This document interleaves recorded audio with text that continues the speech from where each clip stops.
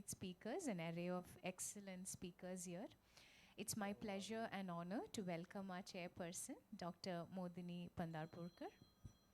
And since the time is definitely a constraint, we are going to start this session right away with our young and brilliant and vibrant speaker for today, Dr. Puneet Jain, who has done his specialization in ocular oncology from India and abroad. So he will be taking us through imaging in ocular surface tumors, A to Z. Over to you, Dr. Puneet. Thank you so much, ma'am, for the kind introduction. Meanwhile, we are setting it up. नहीं हो रहा क्यों क्या हुआ? हाँ?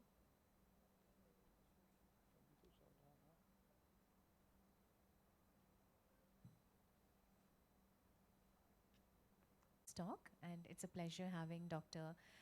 Chintan Singh here, and she will be talking to us regarding ocular surface tumors and simplified for comprehensive ophthalmologists. Since we don't have much of comprehensive ophthalmologists here, you can teach us to a little higher degree of Thank you, Dr. things. Feroz. No, I think as my title suggests, the talk was meant for comprehensive ophthalmologists because, we see so many tumors sometimes and everybody encounters them, but it's a little confusing. So this is going to be it's very clinically oriented, and the experience which I have over the years, the cases I have seen, so it may not particularly fall into any categorization. So, once we see ocular surface tumors, we can classify them as to which layer they arise from. Is it epithelial? Is it stromal? Is it caruncular? Is it metastatic and secondary? But once and this I think anybody can see from any book or any article, but once we face a patient in the clinic, we have to look at it from a clinical perspective as to how to narrow the differential diagnosis. And where that matters is we have to look at the age of the patient, the laterality, what was the onset, the previous history of surgery, trauma, or allergy. I have highlighted that because I'll be showing a few cases regarding that. Is the lesion flat or elevated? Is it non-pigmented versus pigmented? Because then that takes us in different directions altogether. Is it solid, cystic? Is it mobile or adherent to the underlying structures? And what are the staining characteristics? There are many more features, but I've just put them into what comes into our mind the moment we see a patient. And of course, appropriate use of imaging modalities, ASOCT and UBM is essential. So just, I was hoping there would be some postgraduates here. A very classic lesion first. So we have a 45-year-old lady who's noticed this mass slowly increasing for 1 year. And we know that we have feeder vessels, we have keratinization, and we have intrinsic capillary fronds in a strawberry appearance. So this is a classic ocular surface squamous neoplasia. We don't really need any more staining here to diagnose it. Of course, to see the extent, one would. And the only reason why probably a histopathology would be required here is to see whether it is invasive or non-invasive, because the prognosis differs for these. And so this patient underwent an excisional biopsy, and this was a non-invasive CIN moderate grade. Then coming to a somewhat similar appearance in a 24-year-old male, he's had a growth for the last 6 to 8 months. Features are again somewhat similar: fronds, keratinization, dilated vessels at the temporal edge. So is this an OSSN? Now once we start seeing and thinking about this patient clinically, the age he's young, so a malignant potential is a little unlikely, and he gives a severe history of itching and discharge. And if you look at the upper lids, there are these giant papillae there on the upper lid. And of course, we went ahead and excised it, and this was a conjunctival pseudoepitheliomatous hyperplasia, which is a benign inflammatory proliferation of the epithelial cells and occurs secondary to irritation. However, even on histopathology, it may be difficult to differentiate from low-grade squamous cell carcinoma, and so the optimal management is a complete excision and cryo. Now, these are two non-pigmented lesions, one in an elderly male patient, one in a middle-aged lady. In the first picture, we see that there are the typical classical intrinsic capillary loops. There's a superficial lesion, so we think that it's likely to be an OSSN. On the other hand, the second, there is no intrinsic vascularity. It looks subepithelial, so it's unlikely to be an OSSN, and we would think of other non-pigmented lesions, perhaps in this age, innate melanotic melanoma or a lymphoma. Rose Bengal staining, of course, is essential. And the second thing is an ASOCT. So the imaging ASOCT is our third eye in managing these patients. And so in this, we see the ASOCT features which are classic of OSSN. I'm sure Dr. Puneet will be touching on that in greater detail. You have the hyperreflective and thickened epithelium as shown by the yellow arrow, and the abrupt transition between the normal and the abnormal epithelium. On the other hand, in the other feature lesion, we see that the epithelium is thin, it's hyperreflective, and the lesion is subepithelial. A bigger view of the same lesion on the cassia and the spectralis OCT, which have different resolutions. And again, we see these features have been characteristically described. So if you see a homogeneous hyporeflective subepithelial lesion with these monomorphic dot-like infiltrates and smooth borders, it's very suggestive of lymphoproliferative disorders of the conjunctiva, whether they be malignant or they may be benign. And so the excision biopsy for this patient did show a non-Hodgkin low-grade follicular B-cell lymphoma, and a PET scan showed multiple lymph nodes highlighting throughout the body, and this was suggestive of a lymphomatous pathology, and then the patient was referred to oncology for further management. Now this is another young man. He's had a mass in the right eye for 1 year. So now this was my learning from the last case, because actually that was the first lymphoma I had encountered. I'm a cornea specialist. I'm not really into ocular tumors, but I'm seeing surface tumors. So now this is a young man, again, a melanotic lesion. So is this a melanoma? That's relatively uncommon in a population. Again, he's young, so a malignant pathology is unlikely. And he has, again, a significant allergic diathesis, and he gives significant history of bouts of sneezing in the morning, since childhood. So we considered a lymphoproliferative disorder as the first diagnosis, looking at the appearance. And again, the swept source OCT, like I mentioned, shows a characteristic which is similar to what I showed for a classic lymphoma. On excision, however, this was a benign reactive hyperplasia, and that makes all the difference, because if it's a benign reactive hyperplasia, we really don't need to go in for the systemic investigations. And the characteristics on ASOC2 to differentiate between BR-LH and lymphoma are a little difficult, and histopathology would be required. I'd like to emphasize that for both lymphomas and melanomas, ASOCT images do not always help obtain a definitive diagnosis as they do for an OSSN. But just, I think, looking at these two cases of lymphoma, I'm pretty sure now that a lymphoma I can categorize, maybe not a melanoma so much. Then, from the resident's point of view, a clinical context is important, even for a correct differential diagnosis. So the previous case, and now this is a young man presenting with a mass for the few weeks. Now, if somebody was just starting to see, they would think, why can this not be a lymphoproliferative disorder? But here, this patient has undergone a pterygium excision 6 weeks ago. And so that puts us in a clinical context that this is something which is likely post-surgery, and this is a pyogenic granuloma of the conjunctiva, which we of course know is a misnomer. It's neither pyogenic nor a granuloma, it's exuberant granulation tissue. So coming to the pigmented lesions, there are many, many pigmented lesions. I'll just deal with the relatively elevated and the more commonly seen ones.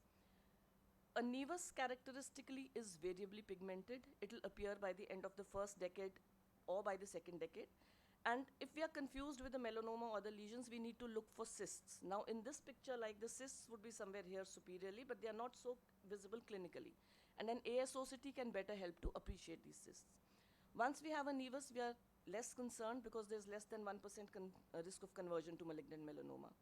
These are different nevi which can be seen. However, the ones which I've underlined with red, these are the ones which would concern me more because they have a little bit of a atypical appearance.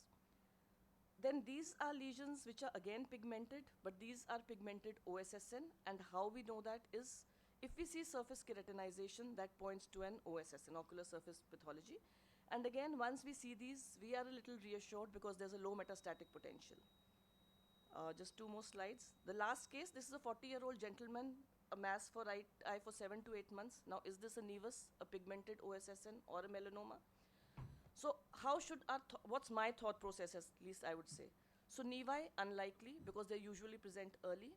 A pigmented OSSN, it lacks the features which I mentioned of keratinization and that vascularity. So could this be a melanoma? And yes, on excision, it did prove to be a melanoma. And then this patient, in fact, I had referred this patient many years ago to Dr. Santosh on our itself. We didn't have plaque brachytherapy at this time. Now, the concern with melanomas is that there's a high risk of mortality and a high risk of metastasis by 10 years.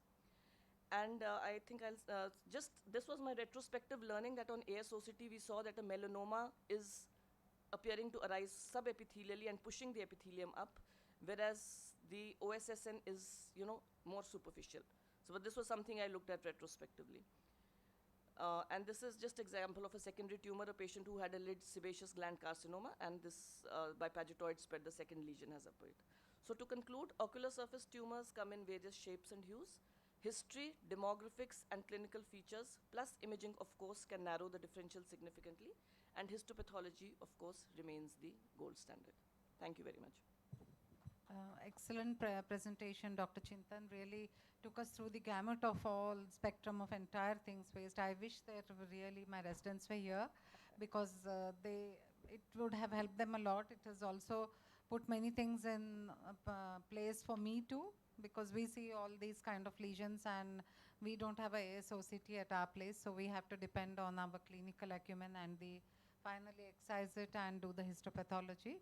So it's really a beautiful lecture. Thank you so much. May I invite Dr. Puneet for his talk? So would you like to do both the talk? One after the other. So Puneet is going to take us through ocular surface tumors and also choroidal nevus and choroidal melanoma.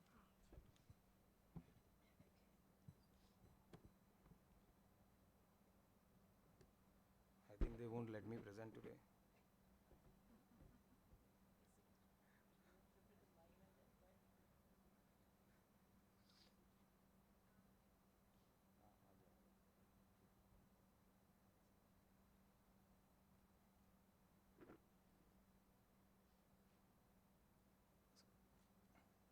So yeah, very good morning to everyone. I thank the AIOS Midterm Conference Organizing Committee for making me a part of this.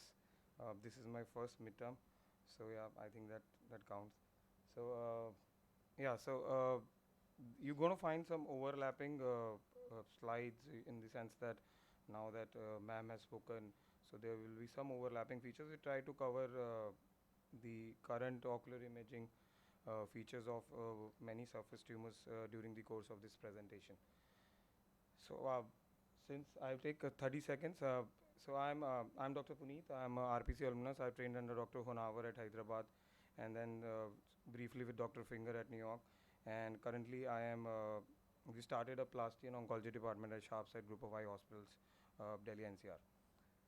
So the most important thing I think which has been highlighted already in the first presentation is that though we have these equipments, these gadgets with us, nothing replaces a good clinical examination. A detailed slit lamp examination with the staining techniques like rose Bengal staining is very, very important.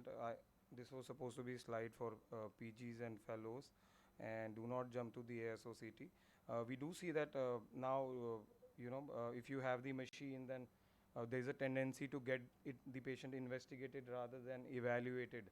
So the difference between getting investigated and evaluated is very important and should not be skipped. That step should not be skipped. So just an example, so when you do a rose Bengal staining in apparently this, I would diagnose it as an OSSN, but this is like a heaped up lesion was referred for as a diagnosis of corneal plaque. So you see, if you do rose Bengal staining in such patients, you can see the dysplastic cells, and even then if you don't have an ASOCT with you, you can go ahead and treat these lesions either with immunotherapy or surgically. That is entirely the treating surgeon's choice. So ocular oncology has come a long way in last 3 decades. There has been a great expansion in the clinical spectrum of ocular tumors. We have gone beyond the realms of just OSSN and melanomas to rarer tumors. And alongside these, the imaging techniques have evolved thanks to the anterior segment and cornea people, and we have been able to use them because they are non-invasive, very convenient to the patient, and the availability has increased. Even small setups in Delhi NCR now have a basic ASOCT with them, which makes it more accessible to the patient, and hence we should know how these lesions would look eventually if we were to image these tumors. So this is the spectrum broadly divided into pigmented and non-pigmented tumors. Doing imaging has both diagnostic and therapeutic implications. It allows us more freedom to serially observe clinically indeterminate and benign looking lesions, which would originally had to be excised because there was no way to follow them up. It also helps us to take therapeutic decision, especially if we are planning a non-surgical therapy, because we do need to rule out intraocular invasion prior to starting such therapy. And lastly, obviously they help us to monitor therapeutic response when non-surgically managed. That said, histopathology is still the gold standard for ocular surface tumors, and imaging techniques do not replace them, do not replace a good biopsy. These are just adjuncts to arriving at a diagnosis or narrowing down your differential diagnosis. So this presentation would focus on anterior segment OCT and UBM in ultrasound biomicroscopy. So ASOCT also has evolved from time domain to spectral domain OCT, now available at most centers, which allows us to have a better resolution of images. We have ultra high resolution OCT, uh, which has a which has a resolution of 5 microns, less than 5 microns, vis-a-vis a time domain OCT where it is 18 microns. So this gives you the perspective how well we can image these tumors. And compared to a UBM, it is a non-contact procedure, so it's very patient-friendly. UBM, on the other hand, allows us to image the posterior surface of these tumors, the true depth assessment. Uh, there can be a 50 megahertz UBM, which has better resolution, or a 20 megahertz one, which has deeper penetration and a wider field of view. So Carol Karp and group at Bhaskar Palmer have given very distinct and classical findings of an OSSN lesion on an HROCT. So the two most important points would be a thickened hyperreflective epithelium and an abrupt transition from normal to abnormal epithelium, as seen in this patient. Though you could diagnose this very easily clinically also. It's a very clear-cut clinical picture of a OSSN. But this is how it would look if you were to image it. So these preoperative ASOCT findings correlate well with histopathological findings as well, and it helps us to rule out a lot of benign masquerades of OSSN. In addition to that, if we were to start this patient on immunotherapy or topical chemotherapy, and the response would be assessed by reduction in epithelial thickness as well as reduction in the hyperreflectivity. So let's see a gray zone case where this patient was referred for a corneal plaque to the oncology clinic with a diagnosis of query OSSN. The rose Bengal stain in this patient was negative. If I were to see this picture on a teleconsultation or on WhatsApp as we get it, then I would probably also diagnose this as a corneal plaque because there's no heaping, there's no clinical features. But we decided to closely observe this patient and do a baseline ASOCT. The baseline ASOCT was also not very remarkable. So at 6 weeks follow-up, this patient came, and now you can see that there is an early conjunctival and limbal lesion. There is an abrupt transition of the epithelium, though the epithelium is not as hyperreflective as you would expect, probably because the tumor is it's been picked up as early as it could have been. So the patient was planned for topical immunotherapy, as is the protocol these days. Interferon reconstituted 4 times a day, cold chain maintained for a month, and the patient, I'm sorry about that, the patient responded very well within a month's time. And you see that with treatment, the reflectivity and the thickness of the epithelium has returned back to normal. So just a few slides more. So we'll rush through this. So this is how the patient looks, and this is the serial OCTs of the same patient. So the limitation of an ASOCT is that a leukoplakic OSSN or a thick pigmented OSSN would have shadowing on ASOCT, like as in this case. So such patients, UBM is required for true depth assessment of the tumor and to rule out intraocular invasion. UBM also is very useful in recurrent OSSN with extensive scarring, where ASOCT might not be able to delineate the features. So skip this. So this is one such patient with blunting of the anterior chamber angle, which was seen on UBM, extensive OSSN, pretty flat. So conjunctival nevus and melanoma, this I feel that ASOCT is much more of value when it comes to pigmented lesions, because you can differentiate between a nevus, a melanoma, and PAM based on ASOCT.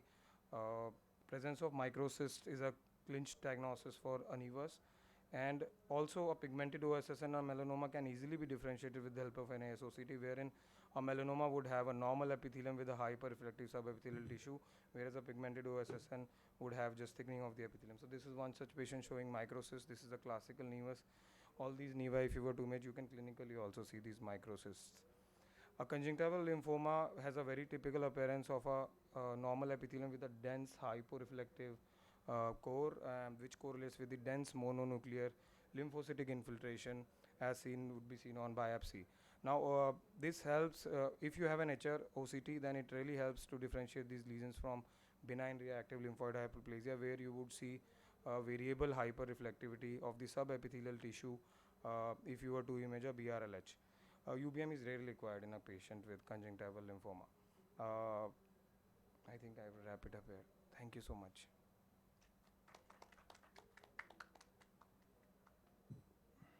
Thank you, Dr. Puneet. So we'll go on to your next talk. Thank you. That's on choroidal nevus and choroidal melanoma. What's what?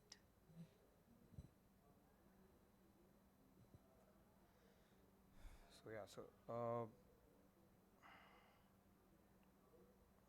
so before we go on to what's what, uh, it's very important that why do we need to differentiate now. Larger lesions are very easy to differentiate, though there has been a focus on diagnosing small choroidal melanomas, and the recent literature, especially in last couple of years, has shown that melanomas as small as less than 3 millimeter in largest basal dimension also metastasize or can metastasize, and tumor metastasis correlates directly with the increasing tumor base and the thickness of the tumor, and also the tumor related mortality. So the early detection is very important. uh, this also avoids over referral to ocular oncologist, allays patient anxiety, and overdiagnosis or a tendency to treat these lesions with plaque brachytherapy. So let's skip this. So the challenge lies between distinguishing a benign choroidal nevus from a small malignant melanoma. There's a huge list of features of melanoma, uh, and it is very difficult, to really put this into practice, especially if you have a referral practice and you see more than one patient a day.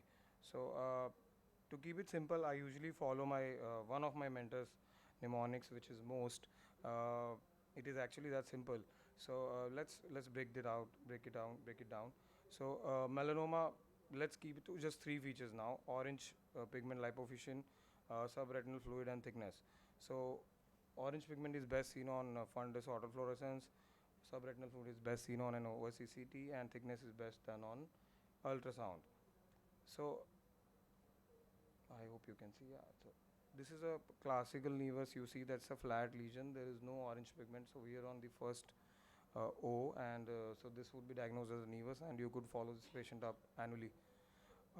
Again, a very large lesion, more than 3 disc diameters, but there is no orange pigment. The fundus or autofluorescence is negative, so you can easily follow up these patients. Another patient, you see that these yellow dots, these are drusenoid changes which were seen on the OCT. Again, no orange pigments. You can easily follow this patient up serially annually for any change. Now compare this lesion.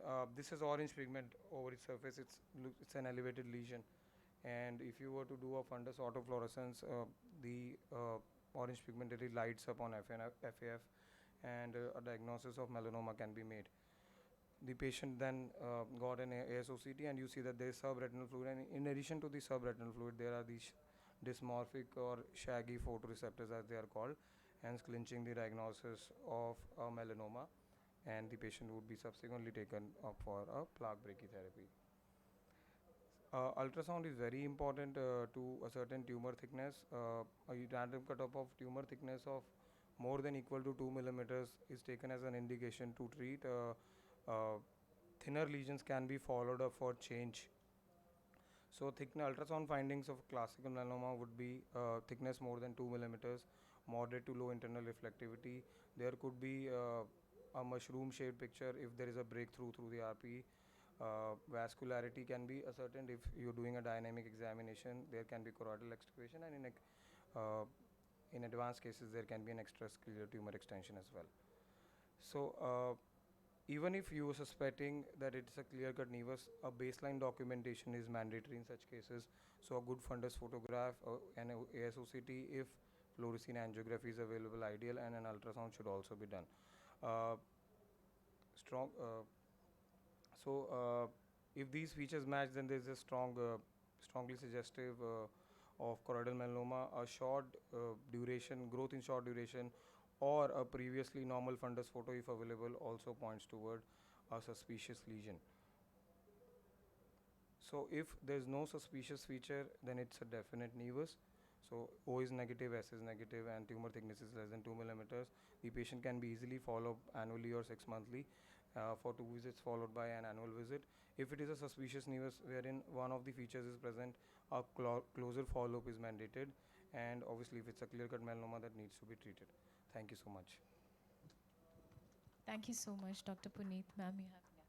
Yeah, that was a very interesting talk, and I always keep wondering, where they mention these tumor heights. It is like which stage of the tempora in the history of the lesion you catch it. So suppose it's a very early melanoma, it can be less than 2 Also, I always wonder about these things and about the early stage retinoblastoma. It's all how high your index of suspicion and whether the patient is caught by some ophthalmologist in a stage when it's very early. So those are the lesions which are very, very tricky even for an expert in the thing. And I mean, what we read, like we teach them more than 2 I mean, the tumor has to start at 0.5, then go to 1, then come to 1.5 and 2. So I always have a little bit of a, I mean, I look at it a little bit differently, like, is it to start with 2? It cannot be, na? So always, I mean, maybe it is detected or referred or becomes symptomatic when it acquires that size. That is what I keep feeling, even about retinoblastomas, especially the A, B, and the early ones. It is impossible to catch them unless you do a widespread screening. It's just impossible because when they come to us, they're in D, E most of the time. They become symptomatic. So always wondered that thing about this, and that's why I brought out this in. I mean, amongst all these super specialists, I should say. So just wanted your take on that. Ma'am, I totally agree. Like any tumor has an evolution, right? Yeah, it starts from a small tumor to a bigger tumor. So when probably Puneet mentions about 2 millimeters, one of the risk factors. So this is basically the features where you have a lot of confusion. In fact, it doesn't happen in India because we don't see too many nevus, especially in the Caucasian population where they have so many nevus, appearing in the choroid, and most of the time they are seen by optometrists, not even by ophthalmologists. So that is why there was a reason of coming up with certain features which can differentiate between nevus and melanoma. It doesn't actually imply the fact that, yeah, anything which is 2 millimeters is melanoma. It is an evolution, as but there are other features also, like orange pigment, presence of a drusen, which kind of differentiates it. Subretinal fluid is a good hallmark because whenever there is a tumor proliferation, it starts exudating. There will be fluid which will be formed. So that is like a clear-cut thing. Yeah, yeah, yeah. Absolutely, no argument with those other features, only about the size. And I think because of that, follow-up is the cornerstone of managing, close follow-up, maybe 2 monthly, 3 monthly, or SOS is the main thing. Ma'am, in the same line, I would like to mention something like there is something called a diffuse melanoma, where there is where the thickness is hardly 2 millimeters, but then the basal diameter is so much, there will be diffuse thickening of the choroid. So there is definitely here and there, not everything is like the foolproof evidence of having a melanoma. So we should also keep in mind, especially in patients with nevus of aorta, diffuse choroidal melanocytosis, these patients can also turn into a melanoma, and they are have to be followed up looking for other features. Yeah. Yes, ocular melanocytosis. I mean, if it's very, very diffuse and it is very difficult to say that it's benign unless you take biopsies from many places because exuberant growth is there sometimes and of short duration. The exuberance is of short duration. The melanocytosis might have existed for years together, but suddenly gets exuberant. So yes, I think there is a spectrum there.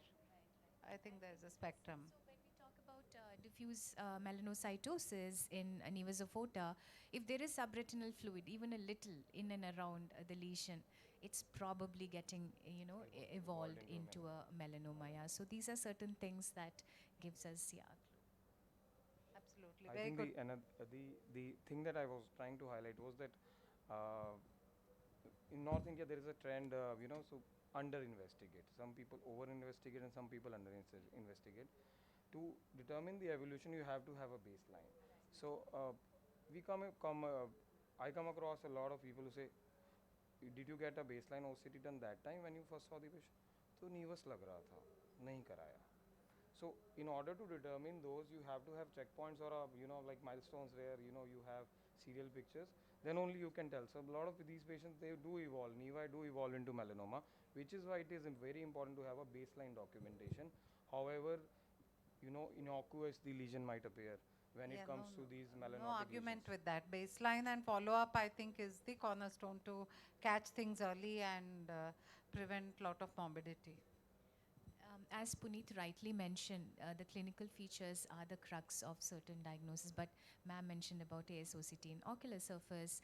Similarly, in intraocular tumors, like sometimes a very subtle SRF is never identified clinically, even best of the best ocular oncologists. But the posterior segment OCT really helps in, identifying a very subtle subretinal fluid around, and that is a big clue. So I think with these diagnostic modalities where we have scientifically and technologically advanced, it is definitely a good armamentarium. Yeah, thank you. Thank you so much. Thank you so much. Right. So may I request Dr. Anusuya Ganguly for the next talk. She will be taking us through top 10 clinical pearls to avoid misdiagnosis in ocular surface tumors. Over to you, Dr. Anusuya. She is a renowned ocular oncologist and oculoplasty surgeons from Vijayawada, LV Prasad Eye Institute. Yeah. Over to you. Good morning, everyone. So, as I just said, I will be helping you differentiate the wolf in sheep's clothing in a busy OPD. So I will be taking you through cases which were misdiagnosed and referred to us. So this first case was referred to us as a case of limbal stem cell deficiency. So this was at day 1. A 28-year-old gentleman diagnosed as limbal stem cell deficiency post chemical injury was started on topical steroid. The patient again presented to his ophthalmologist at day 21, and what do we see here? We see a sterile scleral melt for which his ophthalmologist did a scleral patch graft. Day 28, the scleral patch graft melted, and it was at this point of time the patient was referred to our ocular oncology clinic. So this is the same patient at 10 months and 2 years. The patient denied, was it complete denial, and he refused the enucleation at this stage. So what is this case?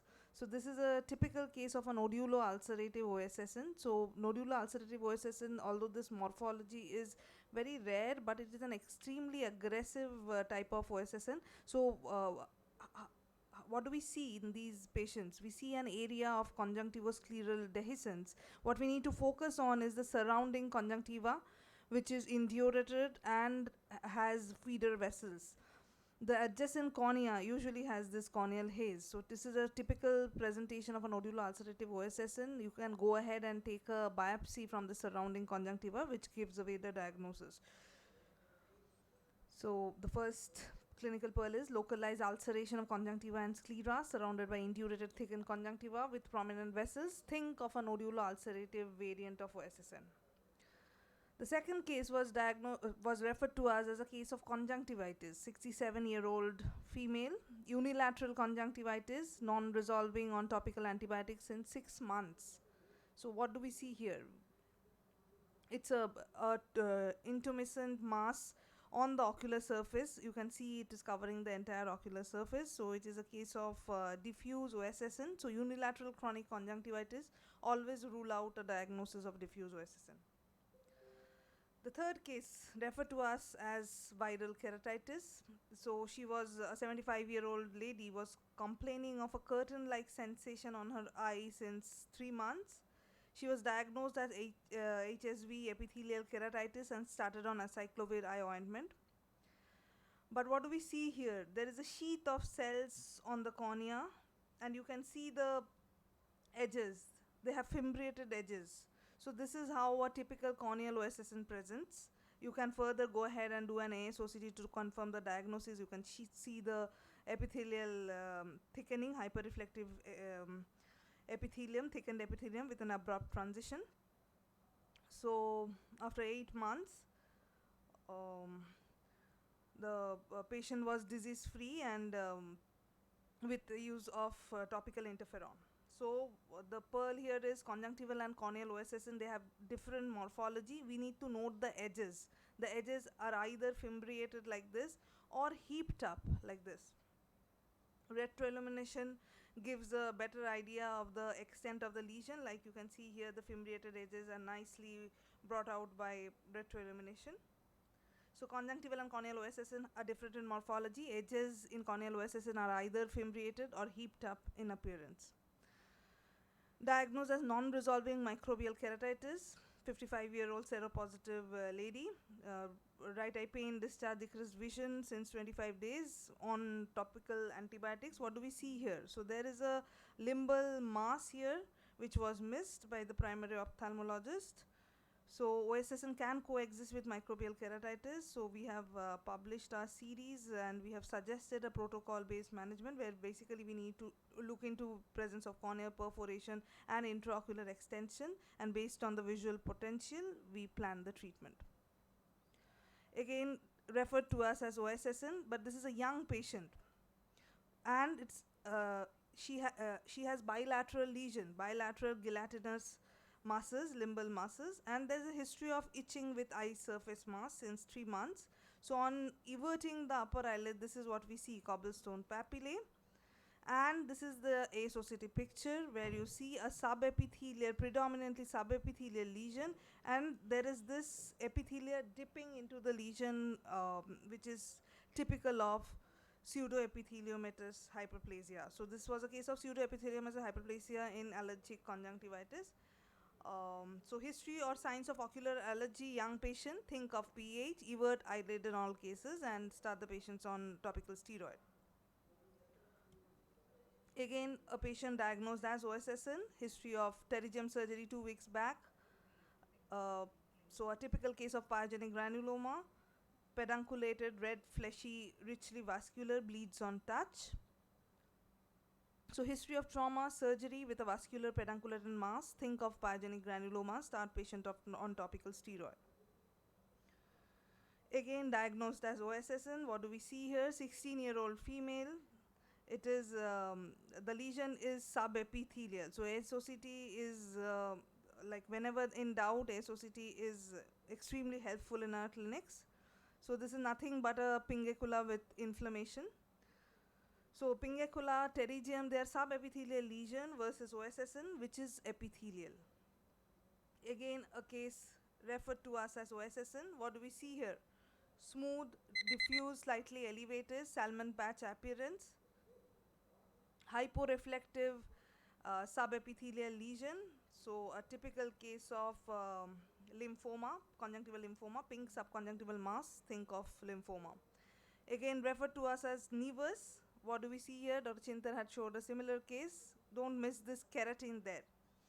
So pigmented OSSN, it is very common in our population. So whenever you see surface keratin, we need to rule out the diagnosis of ocular surface squamous neoplasia. Referred to us as conjunctival melanoma, because there was rapid progress in the past year and there was a new blood vessel which has developed. So this is a typical case of a nevus, because it is, you see the cyst, it is limited to limbus, variable pigmentation, and there can be change in size at puberty. Feeder vessel does not rule out the diagnosis of nevus. So they have 1 in 300 risk of, just 1 minute more. So limbal pigmented lesion with cyst, think of nevus. And how do we differentiate them from melanoma? So melanoma, again, you can see here it is going beyond the limbus, so there is corneal involvement, there is a thickness to it, and there are thick feeder vessels. Don't miss the surrounding melanosis there, because majority of the cases arise from a pre-existing PAM. So surrounding melanosis, corneal involvement, think about conjunctival melanoma. So again, this was a very funny case. So this particular patient was referred by a cornea colleague. So they, on table, they deferred the cataract surgery because they wanted us to rule out conjunctival melanoma. So what do we see here? It's bilateral, symmetrical, flat, perilimbal, cobblestone pigmentation. with microfolds, which you see here. Fine pigments on peripheral cornea. There can be fornix extension, usually in dark skinned patients. So it is a conjunctival associated melanosis, or what we earlier used to call as racial melanosis. There is 0% risk of conversion to conjunctival melanoma. So cataract surgery can be safely done. Flat, perilimbal, symmetric, bilateral pigmentation. Think of racial melanosis. The last case referred to us as nevus, a child.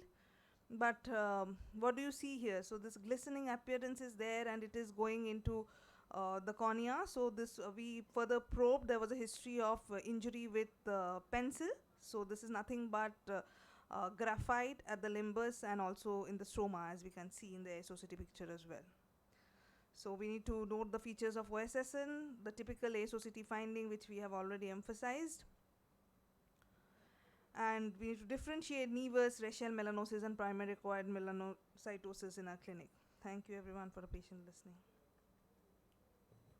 Very nice presentation, Answa. Brings to mind a case I had, a lady post-operative cataract, and she had a diffuse OSSN involving the palpebral conjunctiva as well. For I don't know for what reason she was put on cycloimmune, and her the OSSN did map biopsy, observed her initially, did a map biopsy and proved it to be an OSSN, a very superficial one. And for some reason she didn't stop her cycloimmune, and all the alpha interferon and everything we were putting, because it was too diffuse, even the fornices and please sit, please sit. So it was really like, I mean, I don't know why they, so this is a thing that when you put cycloimmune for any cause, on the in the anterior segment or in the corneal cause, you have to be, because it I thought it reduces the local immunity and can predispose to an OSSN, because we know that they're predisposed to by immunity, lack of immunity. So I don't know if anyone else has any such experience and would like to know. She's lost to follow up now, so I don't know what happened to her, but she was coming to me for 2 years and she continued the cycloimmune. I do not know why, in spite of telling her repeatedly, and the OSSN wouldn't go away.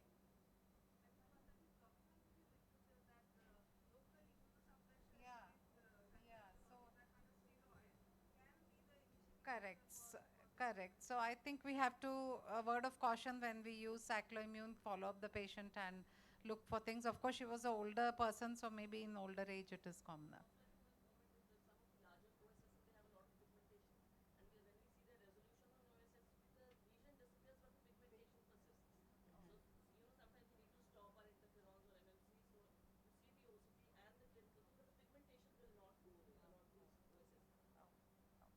So now we have Fairuz. Finally, I think her problem is sorted. Yes. Yeah. Thank you, ma'am. One more thing that I would want to ask the panelist here. When you use 5FU, we've all started using 5FU. Have you found pigmentation more when they resolve when compared to IFN? Right, yeah. Yes, that is something that I have started noticing. When you use an interferon, it just goes away. So even if it is a non-pigmented OSSN, in 5FU there is some kind of streak of pigments which it leaves behind after it resolves. Yeah, yeah. So thank you once again for having me here. It's a pleasure. I'll be taking you through ocular adnexal vascular lesions. Pretty rare, not too common as other melanotic and amelanotic tumors. So this is a very nice strawberry that I took out from the orbit. You know, it is a cavernous hemangioma that I have put in here. I have no financial disclosures. These are my, I have financial disclosure and these are my affiliation. Now, just going to the vascular lesions, this is, I thought there would be some postgraduate students here. There is a classification of ocular vascular anomalies, ISSVA classification, which has been modified in 2018. And we had spoken about many of the lesions, like even pyogenic granuloma, when Dr. Chintan had shown. Actually, it comes under vascular tumor benign, although it is, you know, a hypoplastic proliferation of tissue. So this is very, very important to categorize and differentiate various vascular lesion, and this is the current classification. So well, a few common cases and few uncommon cases, that's what I'm going to take you through today. This is a 38 8-day-old female baby with intrauterine growth retardation, preterm cesarean delivery at 36th week, and the birth weight was 2.1 kg. What was very, very, remarkable here is that mother had uterine artery insufficiency, just with gestational hypertension, a single umbilical artery in the anomaly scan, and amniocentesis was done at the 5th month. And this is how the baby was born. Straightforward case, it is an eyelid hemangioma. All right, so infantile hemangioma, there are certain risk factors that we should also always keep in mind, and it could be a female child, 2.5:1, low birth weight, amniocentesis and chorionic villus sampling during pregnancy, progesterone therapy during pregnancy. This mother had it, and preeclampsia, family history of hemangioma. So these are the things that you have to keep in mind. So what did we do for this child? Although the child was just 38-day-old, this child was started on oral propranolol with adequate dosage depending upon the weight of the child, and also topical timolol was applied for the superficial lesion. So this is how the lesion resolved: day 4, day 7, day 9, and day 30. And this is how at 4 months the lesion completely resolved. So we started with 2.5 milligram per kg body weight and a topical timolol maleate, which was put on a gauze piece and asked the patient to apply on the skin. So we learned that oral propranolol and its indication is remarkable and excellent in the outcome and regression of these capillary hemangioma in babies, with this great article which came out in France, and from then on we have been actually using oral propranolol and timolol. So similar case, that was very superficial, it was easy to treat, I have to be honest, but there are children. This child was referred as a case of a tumor, a ocular tumor to me, and then this was how the child looked like. Of course the skin looks pretty normal over here, but then on a systemic evaluation there is a little bit of reddishness over the lesion, and the suspicion was capillary hemangioma. So whenever a child comes with capillary hemangioma, either in the eyelid or any of the periocular area, a thorough systemic evaluation is very, very important. They can have other capillary hemangiomas in different parts of the body, and this child had so many large hemangiomas in other part of the body also. So when it's something like this, we have to rule out other systemic association of capillary hemangioma, and this child just had capillary hemangioma without any systemic association, and again oral propranolol was used. And this is how 3 months post treatment, almost flatter lesion, but this was still slightly elevated, and then after 3 years post treatment, almost regressed lesions in this child. So this is a benign vascular tumor seen in infancy, childhood, and congenital. So there are certain newer things which has come up where you do a GLUT1 and then kind of differentiate an infancy of hemangioma of infancy from childhood and congenital with positive and negative. So there are other names like strawberry, capillary hemangioma, and benign hemangioendothelioma. Classification, this is for the postgraduates. It can be superficial, subcutaneous, deep, or combined, and it can be nodular or segmental. So what is important in the natural course and the application of treatment and management is oral propranolol is effective in the proliferative phase. So if it's in the plateau phase or involution phase, it's not going to help in these children. So the favorite of all us who deal with eyelid tumors is oral beta blockers, topical beta blockers, and intralesional beta blockers has been used. Personally, I have no experience with it. There are reports where they have given intralesional beta blockers. And surgical excision, intralesional steroids are other alternatives. So just giving you an idea about the mechanism of action of oral propranolol, vasoconstriction it causes, and then thereby causing decreased expression of vascular endothelial factor. But you have to have very much of caution in using this. There can be exacerbation of airway disease, and most importantly in these babies, if they are being breastfed, you have to tell the mother that they have to be breastfed before taking the oral propranolol, because they can go for a masked hypoglycemia. That is more common than other complications and side effects. Now, this is a conjunctival orbitosinus venolymphatic malformation where initially this patient had undergone a surgery for the venolymphatic malformation with a neurosurgeon. in the orbit, and this is how she had come, but still persisting lesion over here. She has a ptosis from the previous surgery.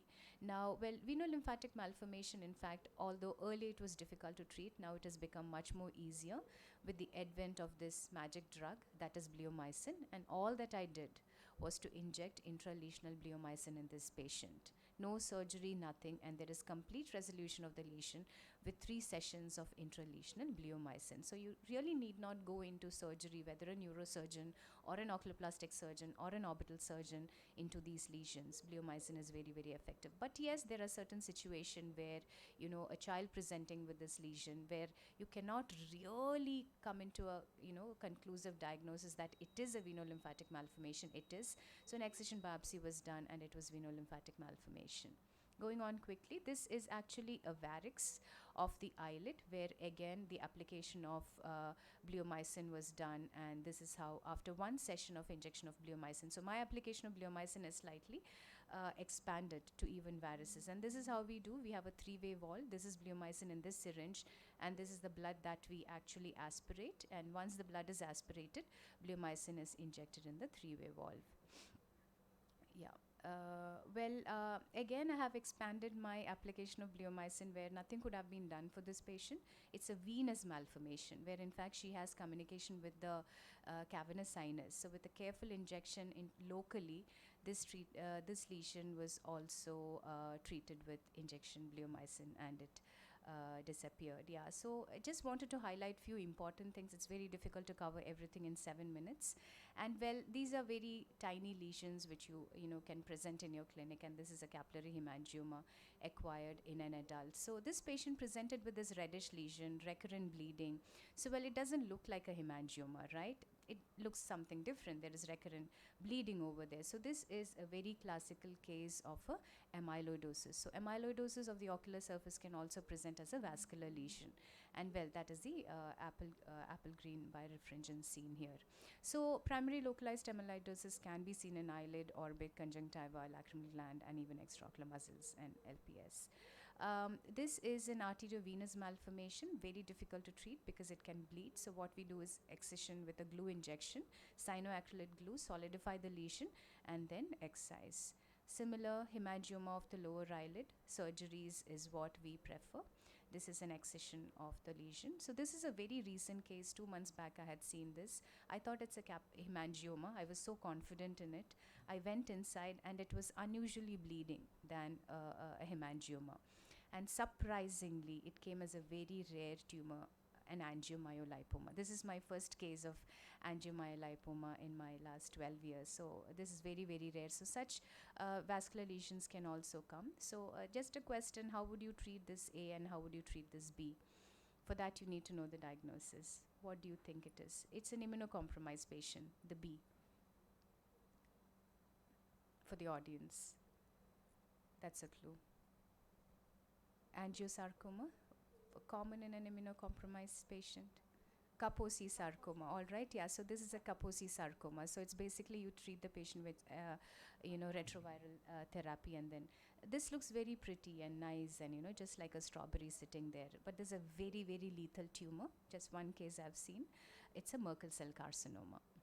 It's extremely lethal. It is the most lethal among the eyelid tumors. So these can present as a benign tumor also, the lethal one. So the take-home message is accurate clinical diagnosis is very important. I've just highlighted few of the things, not the entire spectrum.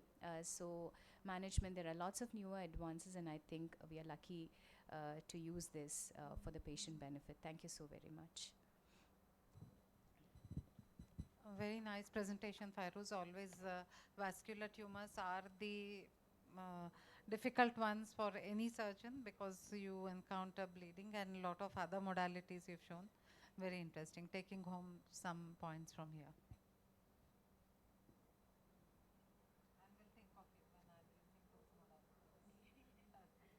So we have time till 9:15. We do not have many speakers here. If we have anything from the delegates or the panelists to discuss, we can take 5 minutes. Any questions, ma'am? Anything, your experience. If you want to share your experience also, you're welcome. Okay, okay.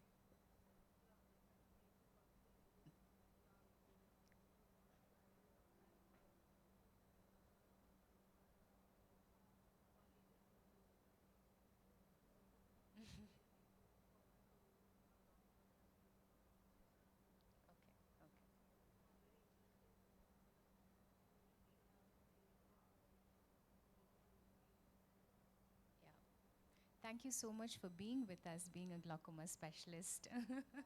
Yeah, ma'am, do you have anything to add? We have 5 minutes. Made about the corneal OSSN with those fimbriated margins. That's very very relevant. Often people tend to miss that, and I think even the case Dr. Puneet you showed that had those fimbriated margins in the beginning. So if you look at the fimbriated margins on the surface of the cornea, and of course then rose Bengal staining is to the experienced eye doesn't require so much, but it's always advisable because sometimes even the extent to which it's extending is more. So you're seeing something, but it extends beyond that. So rose Bengal staining is something which we should not hesitate from. Often it's a little messy, so we tend to avoid it. But that and the fimbriated edges in the corneal OSSN is. With these days, with Reliferon not being present, I think it is a challenge. It's becoming a problem.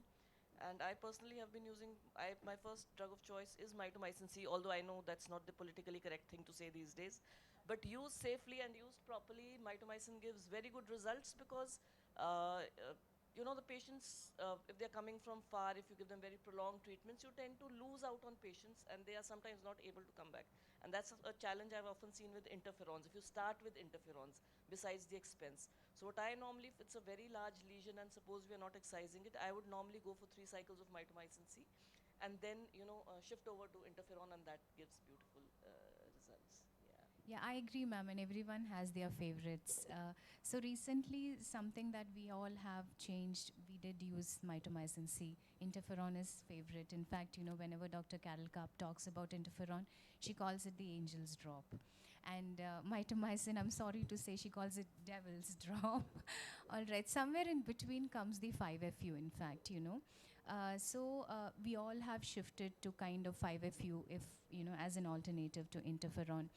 When compared to the ocular toxicity and side effects to MMC, in our practice we have found that 5FU is slightly better than that, and I think if I would rate the effectiveness with interferon, mitomycin and 5FU, 5FU is very very effective. Yeah. So I follow like 4 times daily for 2 weeks, and then I give a 2 weeks drug off, because yes, the tissue has to recover. So there are patients who come with irritation, so I sometimes add a very mild steroids and lubricating eye drop along with it. Yeah, so it's pretty good. I think the new batch of IFN has come. I just got my interferon, yeah, a week back. Yeah. So well, it is very very interferon is like a boon. I agree. Yeah. Dr. Anusuya, if you want to talk about your experience with alternative topical chemotherapy, that will be nice. Yeah, Thank you. so I will agree with you, Feroz, that these days for us also the topmost drug we are using is 5-fluorouracil, and it's amazing the results. It's not only about the efficacy that we know is there with mitomycin C as well, but the safety profile is very good. So what we do is 1 week, 4 times a day on, and 3 weeks of drug holiday, and the response is much earlier compared to interferon. Like majority of the patient 1 month completely vanished. Whereas with interferon, what we used to see at least 2-3 months, 2-3 cycles. And with interferon, the other problem is like the cold chain maintenance, which is like for our low socioeconomic strata patients, very difficult for them. They're farming. How will they take the eye drop along with them? So there also 5FU is helpful. Yeah, and 5FU is just 20 rupees per vial. That's Yeah. the cost. Yeah. So these are the certain switchovers that we recently had. Puneet, anything? Any comments from you? Everything has been spoken about, but it's like best of both worlds. Good efficacy with less side effect profile is what I would call 5FU as. So it's like now our plan A, I hope it soon becomes plan B again. I was very happy with interferon because the patient tolerability is so good. If the patient can maintain the cold chain, there's nothing like it. There's nothing like it. And with interferon, although as Anusuya said, it takes time for the resolution, I always do intralesional, even if it is a smaller tumor, and the response is so quicker, so that we really don't have to, take it for a longer duration of topical eye drops. That in fact helps for the efficacy. Yeah. Dr. Santan is here, sir. Do you have to add anything on tumors? No. I have nothing to add. I have only Okay. one question. Yes, sir. from the point of view of a general ophthalmologist, Yes, sir. what are the chances of missing OSSN diagnosis? Because if you are in a busy outpatient clinic, Yeah. the chances are likely that he will miss OSSN Yes. diagnosis. Are there any tips and tricks to diagnose OSSN Yeah. from day one? Yeah, so definitely, it's a very good question, and it often happens with an anterior segment clinical OPD. There is reported 30% misdiagnosis in OSSN, where most of it is diagnosed as pterygium. Now, when we talk about the etiology of OSSN is ultra V, B radiation. Pterygium is also because of that. So there can be even an evolving OSSN in a pterygium also. So the very classical characteristic features where Dr. Chintan has already highlighted is, you have to look, one is the location, limbus. So we have this, theory of the zone where, ocular surface squamous neoplasia arises. It's mostly in the limbus, whether it's a corneal OSSN or a conjunctival OSSN, it's clearly associated with the limbus. So anything which is arising from the limbus is one. Second, the presence of keratin because of the proliferation of the squamous cells. So even a very trace keratin over the surface of a pterygium is suspicious. Pterygium doesn't have to have a keratin. That is one. And the vessels, when it's turning into a dysplasia, a CIN, and an SEC, the vascularity just increases because the tumor has to grow. It needs oxygen and blood. So those feeder vessels are, again, very, very catchy. Now, intrinsic vessels, because again, there will be lots of vascularity in the lesion. Pterygium is usually not too vascular. A pinguicula is not too vascular until and unless it has got an inflamed, inflammation around. Yeah, and rose Bengal staining is something that we always do as practitioners. If there is staining positivity, a lot of uptake of stain, then it's mostly an OSSN, ocular surface squamous neoplasia. It's again a spectrum. It could be a dysplasia, it could be a carcinoma in situ or a squamous cell carcinoma. Invasive squamous cell carcinoma, it's very easy to diagnose because there'll be scleral fixity, it will be like very huge. So it's the dysplasia and CIN which is often, misdiagnosed for other benign and inflammatory lesions. Yeah, so anything to add, Dr. Chintan? Is there a role of anti-VEGF in many of these vascularities of the surface disorder vascularities? I have no, experience with that. I have never used. We can take opinion from others. I think the vascularity decreases once we're treating it with chemotherapy. So the role of anti-VEGFs in that is not really required. But for other reasons, for corneal vascularization and all, for before keratoplasties and all, that's there. But for ocular surface tumors, to my mind at least, there's no real role. But and also what has already been mentioned, the use of ASOCT for somebody, let's say, who's a comprehensive ophthalmologist. ASOCT is ubiquitous these days. Everybody has it. So perhaps to see the lesions and see the characteristic, that is helpful. Thank you so much. So it's 9:15. I think we come to the end of the session. Thank you, ma'am. Thanks for joining us. Tips and tricks. Quite often OSSN is associated with a discharge, a purulent discharge on top of the OSSN or in the eye where it is not eye with conjunctivitis, but there is a little bit of purulent discharge quite often. So that should maybe alert you to look for an OSSN. Quite often we see that. When I see discharge, my antenna goes for an infection actually. But yes, if there No, is but lots OSSN of inflammation, large ones, yes, they do have that discharge which is on top of it, yes.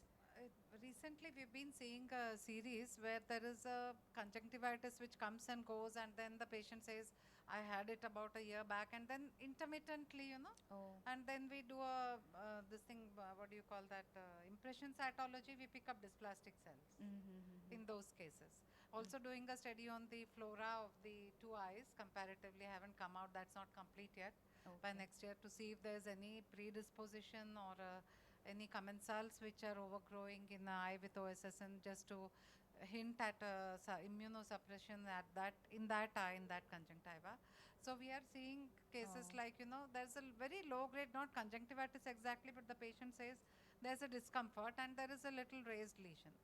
Also, the pterygium thing, when we had a thesis given to a postgraduate, and every pterygia which was excised was sent to the lab, and nearly 15% of them came up with dysplasia. Yeah, right. Yeah. So every pterygium you do, all the general practitioners should send it for a histopathology. Histopathology, yeah. Because you might have missed and the patient might require adjuvant mitomycin or some other treatment. Yeah. Because you may not have scraped it so thoroughly or may not have given a clearer margin when you excise. Yeah, right. Yeah. Thank you so much. Thanks a lot.